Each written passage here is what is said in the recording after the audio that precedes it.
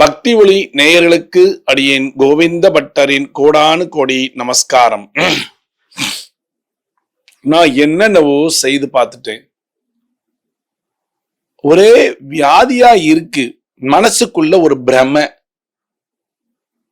சோர்வாயி உட்கார்ந்துடுறேன் அடிக்கடி. டாக்டர்கிட்ட போயாச்சு, ஹெல்த் செக்அப் பண்ணியாச்சு, எல்லாம் நல்லா இருக்கு, உங்களுக்கு ஒண்ணுமே இல்லை. இதுதான் சொல்றாரு டாக்டர். சும்மா நாம்கேவாஸ் ஒரு இன்ஜெக்ஷன் போடுவாரு, எனக்கு அன்னைக்கு கொஞ்சம் நல்லா இருக்கிற மாதிரி இருக்கும், அதுக்கப்புறம் வந்து உட்காந்துருவேன். இது ஒருத்தர் என்கிட்ட சொன்னது. அவர் கேட்கிறாரு, பில்லி சுண்ணி ஏதாவது இருக்குமோ, பிளாக் மேஜிக் இருக்குமோ, எனக்கு இப்படி நடக்குது. அதே மாதிரி கொஞ்ச நாள் கழிச்சு என் ஒய்ஃபும் சொல்ல ஆரம்பிச்சா, அப்ப உங்க வீட்டுல நெகட்டிவ் நிறைய இருக்கு. It's not a black magic. இது பிளாக் மேஜிக் இல்ல, நெகட்டிவ். இப்ப நெகட்டிவ் வைப்ரேஷன் உங்க வீட்டுல இருக்கிறதுனால நீங்க செய்யக்கூடிய பரிகாரம் தான் சொல்ல போறேன். உடம்பே முடியல, படுத்தே இருந்தா போதும். இருக்கா உங்களுக்கு? எப்ப பார்த்தாலும் சரி, ஒரு வீட்டு வேலை செய்யும்போது ஏண்டாப்பா விடியுது, பெட்ல படுத்து ஏசிய போட்டு நல்லா தூங்கிக்கிட்டே இருக்கலாம் போல இருக்கு. விடியும் போது மனசு ரொம்ப கஷ்டப்படுது, வேலை செய்யணுமே அப்படின்னு தோன்றது இருக்கா?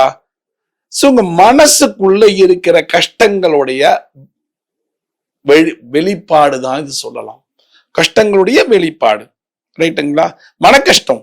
அப்ப அந்த மனக்கஷ்டத்தை எப்படி எக்ஸாஜுரேஷன் பண்றதுங்கிறது உங்களுக்கு தெரியல.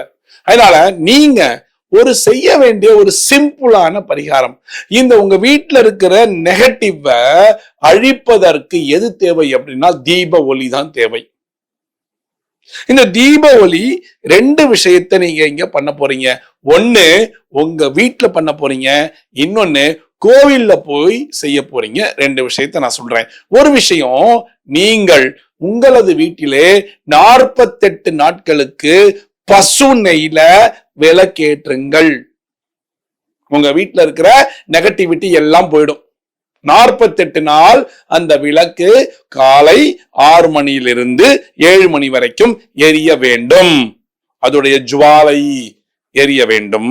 அந்த ஜுவாலை எரிய பசுனையுடைய வாசனையானது வீடு முழுக்க பரவி அந்த நெகட்டிவிட்டியை தூக்கி எறிஞ்சிரும். அப்போ உங்களுக்கு தெரியும், எனக்கு இப்ப டயர்ட்னஸ் இல்ல. 48 நாள் கழிச்சு நீங்க பாத்தீங்கன்னா, எனக்கு இப்போ ஓரளவு பரவாயில்ல, டயர்ட்னஸ் இல்ல, கொஞ்சம் நல்லா இருக்கேன், என் மனைவியும் கொஞ்சம் நல்லா இருக்கா, எங்க வீடுல ஏதோ ஒரு பாசிட்டிவ் வைப்ரேஷன் வந்தா மாதிரி தோன்றுகிறது. ஒரு எண்ணங்கள் உங்களுடைய மனசுல விதைக்கப்பட்டு விட்டால் நிச்சயமா நல்லது நடக்கும். அவ்வளவுதான். மைண்ட் செட்னு சொல்லுவாங்க தெரியுமா, அதுதான் காரணம். இது வீட்டுல 48 நாளைக்கு செய்யக்கூடிய ஒரு பரிகாரம். அடுத்து 9 வாரம் ஒவ்வொரு புதன்கிழமையும் நீங்கள் 1/2 லிட்டர் பசுனை வாங்கி உங்கள் வீட்டில் பக்கத்தில் இருக்கக்கூடிய பெருமாள் கோவில்களுக்கு கொடுக்க வேண்டும். யாருக்கு அந்த மாதிரி எண்ணங்கள் இருக்கிறதோ, வியாதி புடுங்குது, எனக்கு வியாதி தீர்னா மாதிரியே தெரியல, ஆனா டாக்டர்கிட்ட போய் கேட்டா வியாதி இல்லைன்னு சொல்றாங்க, இது யாருக்கு இருக்கோ அவங்க, வியாதி இருக்கு, ஆனா அந்த வியாதியில நிரந்தர தீர்வு வேணும் எனக்குன்னு நீங்க நினைச்சீங்கன்னா, அந்த வியாதியில எனக்கு நிரந்தர தீர்வு வேண்டும் என்று நினைத்தீர்களே ஆனால், நீங்கள் செய்யக்கூடிய பரிகாரமும் 1/2 கிலோ பசுனை வாங்கி ஒரு புதன்கிழமையும் 9 வாரம் பக்கத்துல இருக்கிற பெருமாள் கோவில்ல கொண்டு போய் கொடுங்க. ஏனென்றால் பெருமாளுடைய பாதார விந்தத்தை பற்றிவிட்டால் எல்லாமே தூள் தூளாகிவிடும். சரணாகதி தத்துவம் தான். வாங்கி கொடுக்கறது ஒண்ணும் தப்பு இல்லையே. அந்த கோவில்கள்ல விளக்குல உங்க பசுனையை ஊத்தி எரியப்பட்டு விட்டால் உங்களது பசுனை நீங்கள் வாங்கி கொடுத்தது, அதனால உங்களுக்குள்ள நெகட்டிவானது எப்படி பெருமாள் கோவிலிலே தீபம் எரிந்து கொண்டிருக்கிறதோ, அணையா விளக்கு என்ற ஒரு விளக்கு இருக்கும், அதுல கூட நீங்க சேர்த்துடலாம். இல்ல அணையா விளக்கு இல்ல அப்படின்னா அந்த தீபத்தை, அந்த பசுனையை கொண்டு போய் அர்ச்சகரிடம் கொண்டு போய் கொடுத்து, இதுல நீங்க விளக்குல விடுங்க, இந்த நெய்ய தினம் ஏற்றும் பொழுதுன்னு சொல்லுங்க, போதும். அப்ப என்ன உங்களுக்கு உங்களுக்கு இருக்கக்கூடிய மனப்பிராந்தி, வியாதி எல்லாம் பெருமாளுடைய கடாட்சத்திலே தீர்க்கப்பட்டு விடும். மாத்திரை சாப்பிடுறீங்க, ரெகுலரா சாப்பிடுறீங்க, கரெக்ட். டாக்டர் சொல்லுவதை நீங்கள் கடைபிடித்துக் கொண்டிருக்கிறீர்கள், உண்மை. அதை அப்படியே கடைபிடிங்க.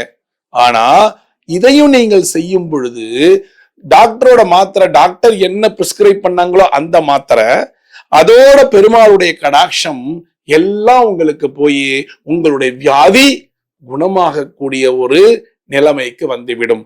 அப்ப உங்களுக்கு சந்தோஷம் தானே? அப்ப உங்களுக்கு சந்தோஷம் தானே? அதாவது மருத்துவர் என்பது முதல் தெய்வம். அதுக்கப்புறம் இந்த பரிகாரம் சொல்லி கடவுளை சேவிக்கிறோம் பத்தியா, இரண்டாவது தெய்வம். அதனால மருத்துவர்கள் என்ன சொல்கிறாரோ, டாக்டர் என்ன உங்களுக்கு பிரிஸ்கிரைப் பண்ணிருக்காரோ அதை தயவு செய்து எடுத்துக்கோங்க, நிறுத்தவே நிறுத்தாதீங்க. அதோடு கூட நான் மாத்திரை சாப்பிட்றேன், எனக்கு இந்த வியாதியிலேருந்து பரிபூர்ண குணத்தை கொடு கடவுளேன்னு வேண்டிண்டு பசுனை 1/2 லிட்டர் ஒவ்வொரு வார புதன்கிழமையும் நீங்கள் பெருமாள் கோவிலிலே கொண்டு போய் சேர்த்து விட வேண்டும். சேர்த்தால் உங்களுக்கு வியாதியில் இருந்து கொஞ்சம் கொஞ்சமாக ரிலாக்ஸ் ஆகும், அந்த வியாதி குறைய ஆரம்பிக்கும். அப்ப குறைய ஆரம்பிச்சா நல்லது தானே, இதை செய்யலாம் தானே. இதுல என்ன இருக்கு? கோவிலுக்கு விளக்கேற்றுவதற்கு உங்கள் கைகளாலே ஒரு நெய் கொடுத்த புண்ணியத்தையும் நீங்கள் சம்பாதிச்சு கொள்ள போகிறீர்கள், அவ்வளவுதான். இதுக்கா பெரிய செலவெல்லாம் பண்ண போறது இல்ல, சிம்பிள் செலவு. இந்த செலவும் பண்ணலாம், தாராளமா யாராலும் பண்ணலாம். பண்ணுங்க.